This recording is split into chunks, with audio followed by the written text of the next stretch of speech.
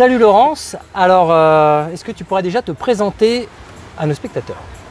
Salut tout le monde, alors moi c'est Laurence Belriti, je suis représentante nationale du body karaté, 6 fois vainqueur de la Coupe de France de body karaté et médaille de bronze en Coupe du monde de karaté traditionnel au Japon. Ok, tes activités, raconte-moi un petit peu ce que tu fais, comment tu as diversifié tes activités.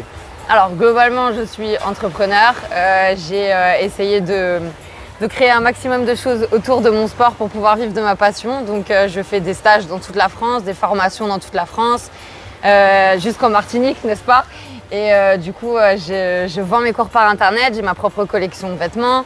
Je fais du coaching sportif à domicile, du coaching personnel.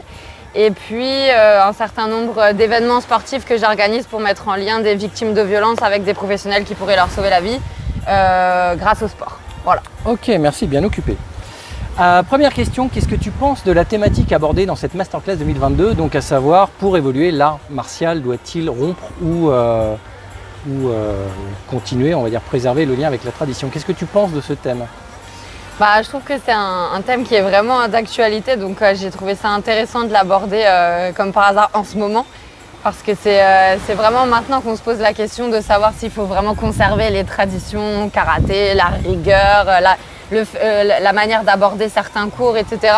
Et la version d'aujourd'hui beaucoup plus karaté sportif, avec l'esprit de la musique, le fait d'être un peu plus orienté sur la performance physique que sur la concentration, etc., l'assiduité. Les gens sont un peu moins assidus aujourd'hui, donc il faut leur apporter constamment de la nouveauté, etc. Et justement, comme quand je suis dans une optique de féminisation des arts martiaux, le fait d'apporter quelque chose de nouveau, notamment via le body karaté pour attirer un nouveau public, je trouve que c'est vraiment le thème d'aujourd'hui d'étudier ça. Maintenant, quand j'entends rupture avec la tradition, je ne dirais pas que c'est une rupture avec la tradition, je dirais que c'est plutôt une adaptation. Il faudrait s'adapter aux conditions d'aujourd'hui et de la société actuelle. Mais pas rompre, la tradition elle est toujours intéressante. Ok, et ces conditions-là, tu les verrais comment, ta réponse à ce genre de questions par rapport aux conditions? C'est quoi, des conditions culturelles, des conditions un peu sociologiques? Tu veux dire aujourd'hui, la société, comment elle est aujourd'hui? Aujourd'hui, on est dans une société de consommation. Il y a tellement de choix avec Internet que souvent les gens prennent et puis après, dès qu'ils sont lassés, ils jettent, ils réfléchissent pas trop. C'est difficile de créer une forme de fidélisation à long terme.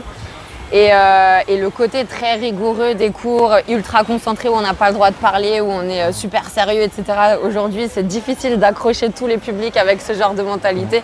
Du coup, il faut vraiment trouver le juste milieu, un équilibre entre vraiment tous les aspects intéressants du karaté, du style la confiance en soi, le renforcement mental, le renforcement physique.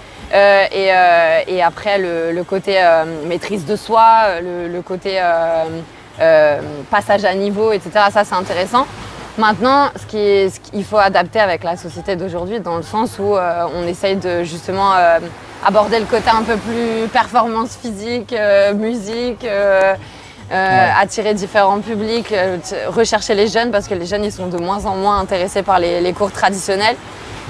Et pour chercher les jeunes, justement, moi ce que j'essaye de dire tout le temps, c'est d'utiliser le rythme de la musique pour booster les performances physiques.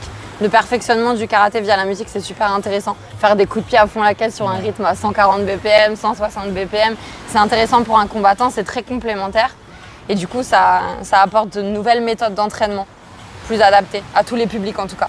D'accord. Ça permet une meilleure accessibilité. Effectivement, ça fait un peu le fractionné du coureur, quoi. C'est cool. Merci beaucoup pour ton avis, très riche, c'est hyper intéressant. Et donc on te retrouve samedi en masterclass toute la journée.